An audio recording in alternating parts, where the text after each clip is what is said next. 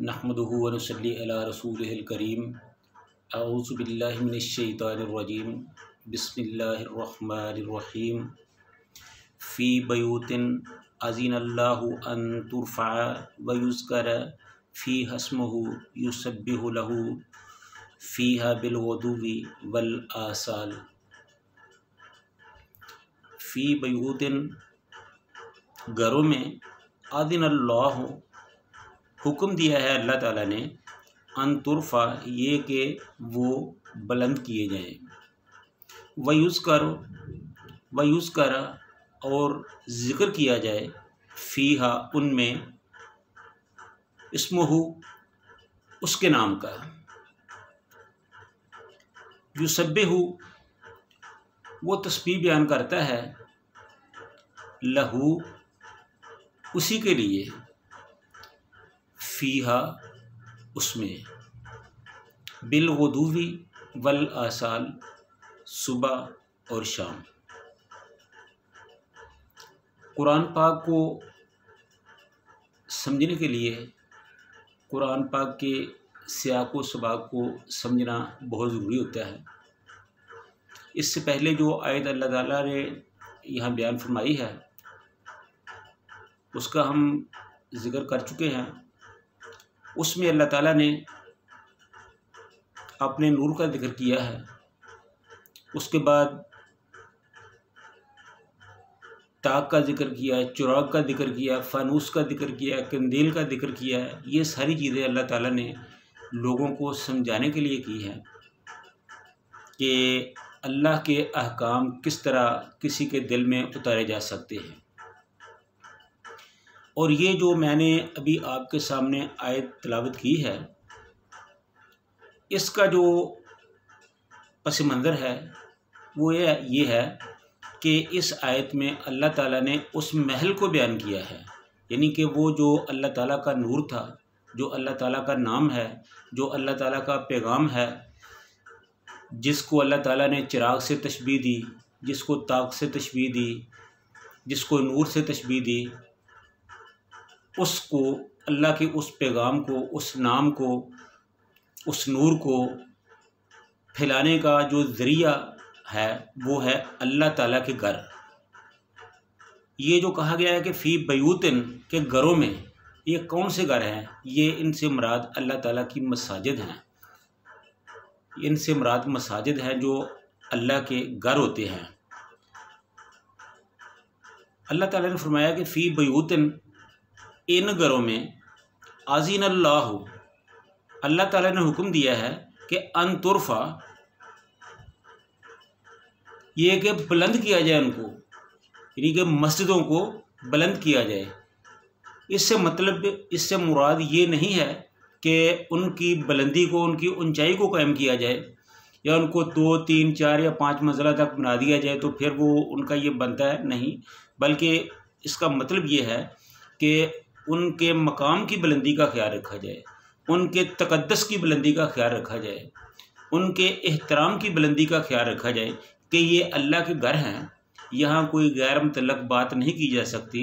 अल्लाह के घर में सिर्फ़ अल्लाह की बात करनी है, अल्लाह के नूर की बात करनी है, अल्लाह के दीन की बात करनी है, अल्लाह के कुरान की बात करनी है। यानी कि इन घरों को, इन मसाजिद को मरकज़ बनाया जाए अल्लाह ताला के दीन को फैलाने का, अल्लाह के दीन की तरवीज और नशर व अशात का।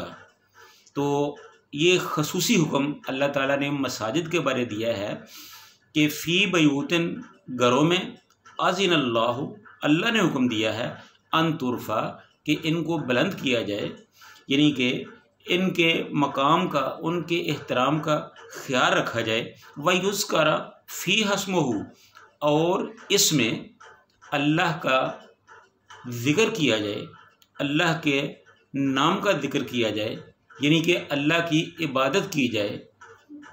युसब्बिहु वो तस्बीह बयान करता है, कौन? जो मोमिन आदमी है, जो अल्लाह के नाम को बुलंद करता है। लहू उसी की, यानी अल्लाह के नाम की, युसब्बिहु लहू اسی کے نام کی تسبیح بیان کرتا ہے بالغدو والآصال، صبح اور شام۔ یعنی کہ جو مومن ہے، جو اللہ والے ہیں، وہ ان مساجد میں، اللہ کے ان گھروں میں اللہ کا ہی ذکر کرتے ہیں، اللہ کے نام کی تسبیح کرتے ہیں۔